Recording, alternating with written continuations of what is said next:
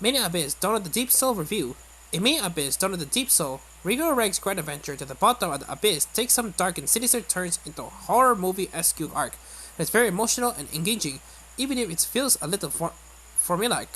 We catch up with our adventures immediately, where the TV series left off, as Bonnie Ear Nanachi joins the party and they prepare to venture down to the fifth, and ultimately sixth layer of the abyss, passing through the curse of the abyss, point of no return for being able to make it back up to the surface alive.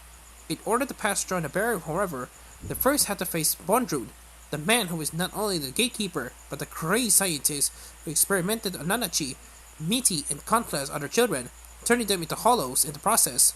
Unfortunately for our adventuring trio, Bondrewd knows they are coming, and he has worked them, along with his adopted daughter Pushka, into his plans to enable him to overcome the curse.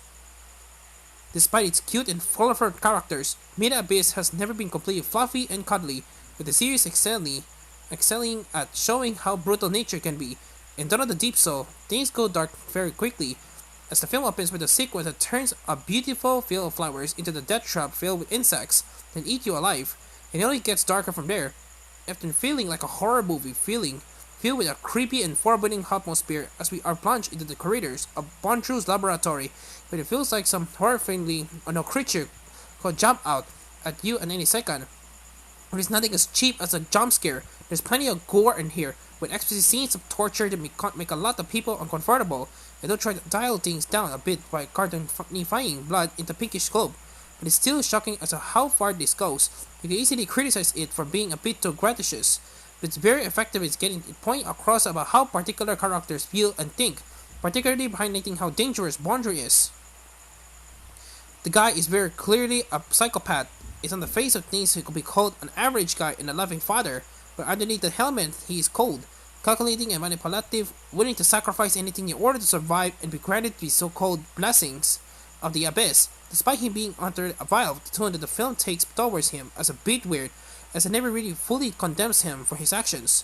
Yes, there's plenty of confrontation and a frantic battle against him as the villain of the piece.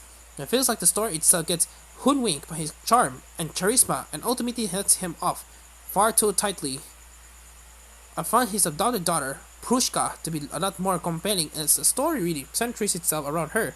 The first half, in particular, serves mainly to introduce her and is perhaps the key part of building a connection between you, the viewer, and the story. She started off as a bit of a mystery, but you do quickly fall in love with how charming and innocent she is, being a sweet young girl with a taste for adventure who like nothing more than to see the world, and those who pass strong I do front path. As such, she quickly develops a friendship with Rico, offering her something that I feel she has really missed since leaving Ord, and the time she's to share on screen is great to watch. She also has a pet creature called Menya, which is both absolutely adorable and pretty useful, as taking in its scent allows humans to be able to see locations in the world where the curse will not affect them. Its appetites don't last forever, and we are eventually plunged into a massive battle with the bad guy, which occupies most of the second half of the film, opting for the typical anime movie formula of the main characters, facing a terrible enemy that keeps powering up and straying before they are finally taken down, but the fight waveform feel narratively templated. It doesn't stop it from doing it with both style and heartfelt emotion, because our connection with their characters, their experiences and their feelings is what really drives the film, as they feel the struggle, pain and loss. The animation and action scenes here, however, is fantastic with Kinema Citrus really showing off Reg's rage of movement as he rings around Bondrewd thanks to his grabbing hook arms. Later on, it gets me even more intense, where they're slunging in each other and Reg gets to use his incinerator arm cannon. It's a very good looking film all around though, even if most of it happens underground.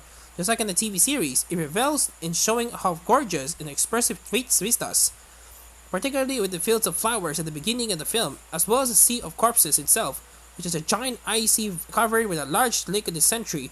The setting also helps build a dark and creepy tone that pervades the film, with Edo Front rightly looking like some demon lord's lair. It sounds good too, with Kevin Penkin's soundtrack being as beautiful as ever, highlighting not only the creepiness of the world and story, but also letting loose with some incredible choral pieces at the key moments, provided by the incredible Cyclone Stage Orchestra. Main Abyss Dawn of the Deep Soul is brought to us by MVM, with the release include the film in both English and Japanese with English subtitles. The voice cast for both language carrying over from the TV series. Both continues to work really well. Toshiyuki Morikawa and David Harbour get a lot more screen time voicing Bondrewd, and both excellently carrying his cold and charmistic personality in their voices. The only new additions are Inori Minase and Avery Smithard, who voice Pushka, and each give different but valid interpretations of the same character. Inori Minase gets across with more vulnerable and emotional side of the character better, while Avery Smithard excels at the more excitable and adventurous aspects. On these extras includes trailers and the promotional videos for the film, interviews with the voice actors, and the Marok's daily life shorts, which are fantastic little vignettes to see Marok get into a variety of different situations and he tries to help out Ozen. I'm glad these are included as they work well to flesh out both Marok and his relationship with Ozen. It will be so surely missed, I think, if they were here. There are no physical extras in the standard edition release, which is a bit of a shame, as I know from the Japanese collector's edition that the film has some gorgeous artwork that will have sat nicely in the collector's box and art booklet. Yet knowing that movies are often seen as a risk for a company as small as MVM, it's good that we at least have it in some form. Overall, Mini Abyss Dawn of the Deep Soul is an engaging and emotional film that gives the series something new with a horror-like vibe, while doubling down on the series' greatest strength, such as incredible world building, strong visuals, and outstanding soundtrack. However, it often feels a little formatic in the structure of the story. It doesn't go far enough to give in its villain what he truly deserves. If you're a fan of the series, John, you're sure to enjoy this and it's an essential purchase if you want to continue following Rico and Rex's adventure. 8/10.